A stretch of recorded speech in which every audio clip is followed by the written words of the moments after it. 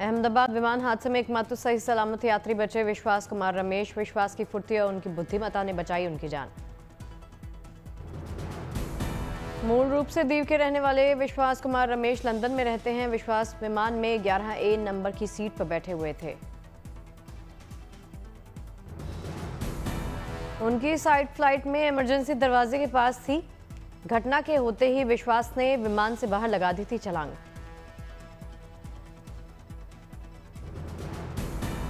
Flight से कूदने पर विश्वास के चेहरे और पैरों में आई चोट। विश्वास खुद चलकर एम्बुलेंस तक गए। विश्वास ने दी घटना के बारे में स्थानीय लोगों को जानकारी। विश्वास कुमार रमेश का अस्पताल में चल रहा इलाज। विश्वास का विमान हादसे में बच पाना किसी चमत्कार से कम नहीं माना जा रहा।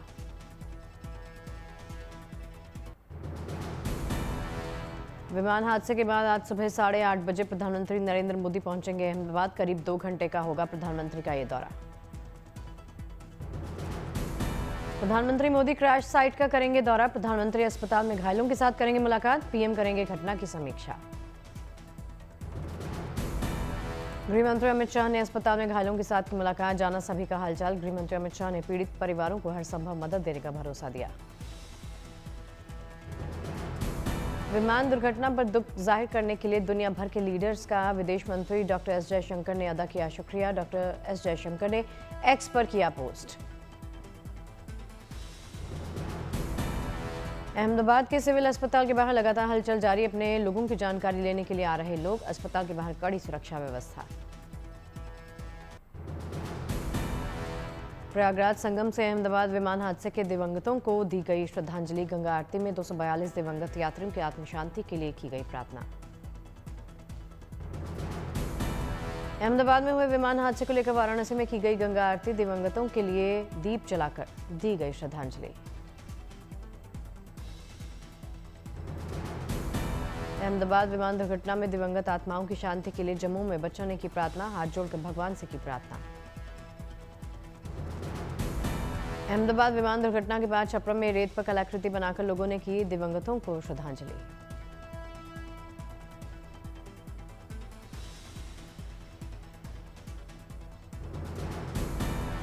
सिलीगुड़ी में लोगों ने अहमदाबाद विमान दुर्घटना पर जताया शोक। मोमबत्तियां जलाकर श्रद्धांजलि अर्पित की। मुंबई में फ्लाइट के मुख्य कप्तान सुमित सब्रवाल के परिवार से मिले विधायक दिलीप सिंह। परिवार को दी सांत्वना।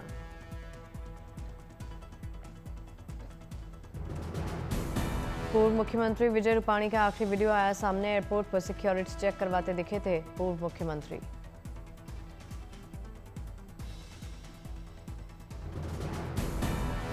मध्य प्रदेश के सीएम मोहन यादव ने विमान हादसे पर जताया अफसोस। कहा बाबा महाकाल से प्रार्थना करता हूं घायलों को जल्द स्वस्थ करें। अंबाला में मंत्री अनिल विज ने विमान हादसे पर जाहिर किया दुख। कहा सभी मृतकों को अर्पित की श्रद्धांजलि। बुल्डाना में डिप्टी सीएम अजित पवार ने विमान हादसे पर दी प्रतिक्रिया। कहा जांच कर पता लगाई जा रही हादसे की वजह। अहमदाबाद विमान हादसे पर प्रधानमंत्री नरेंद्र मोदी ने अपने एक्स अकाउंट पर किया पोस्ट। हादसे को लेकर व्यक्त की गहरी संवेदना। पीएम बोले सरकार पीड़ितों के साथ। रक्षा मंत्री राजनाथ सिंह ने अहमदाबाद विमान हादसे पर जताई संवेदना। एक्स पर लिखा मेरी संवेदनाएं प्रार्थनाएं यात्रियों और चालक दल के परिवारों के साथ। केंद्रीय मंत्री नितिन गडकरी ने विमान दुर्घटना पर जताया दुख। बोले डिजास्टर रिस्पांस फोर्सेस राहत कार्य में जुटे। प्रभावित लोगों के लिए प्रार्थना करता हूं। ब्रिटिश प्रधानमंत्री स्टामर ने अहमदाबाद विमान दुर्घटना को बताया विनाशकारी। कहा मेरी संवेदनाएं हादसे से प्रभावित परिवारों के साथ।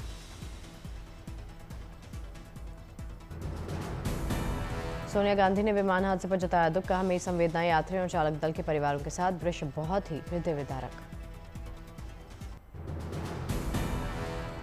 ग्वालियर में कैलाश विजयवर्गीय ने कहा हम भगवान से प्रार्थना करते हैं दिवंगत आत्माओं को श्रद्धांजलि दें और अपने चरणों में स्नान दें। हवाई विमान हादसे में घायल हुए सभी छात्र अस्पताल में भर्ती। डॉक्टरों की निगरानी में चल रहा इलाज। चरखी दादरी में 1996 में हुआ था विमान हादसा। हवा में टकराए थे 2 प्लेन। लोगों ने कैंडल मार्च निकालकर दी श्रद्धांजलि।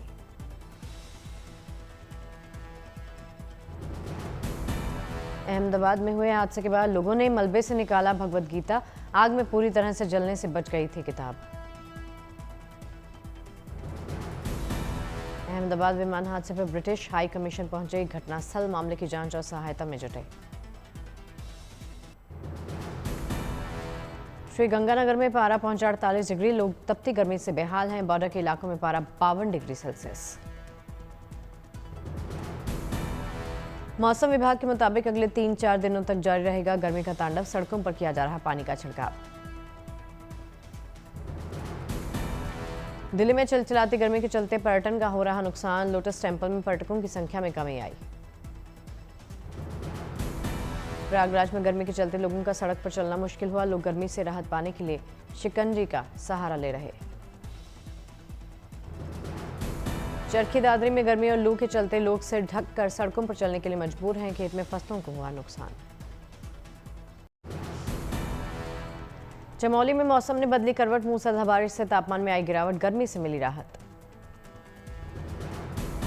मौसम बदलते ही चमोली के पर्यटन स्थलों की तरफ रुख करने लगे टूरिस्ट। सैलानियों की बढ़ती संख्या से होटल कारोबारी को मुनाफा। उत्तराखंड के पहाड़ों पर हो रही भारी बारिश से जनजीवन अस्त व्यस्त हुआ। चारधाम यात्रियों के लिए मौसम विभाग ने जारी की चेतावनी। लंबे वक्त के बाद रुद्रप्रयाग में जमकर हुई बारिश। गौरीकुंड में हुई बारिश से गौरी माई मंदिर में सैलाब आया। केदारनाथ धाम में लगातार हो रही बारिश से चारधाम यात्रियों की बढ़ी मुसीबत। भारी बारिश से केदारनाथ हाईवे पर भूस्खलन हुआ।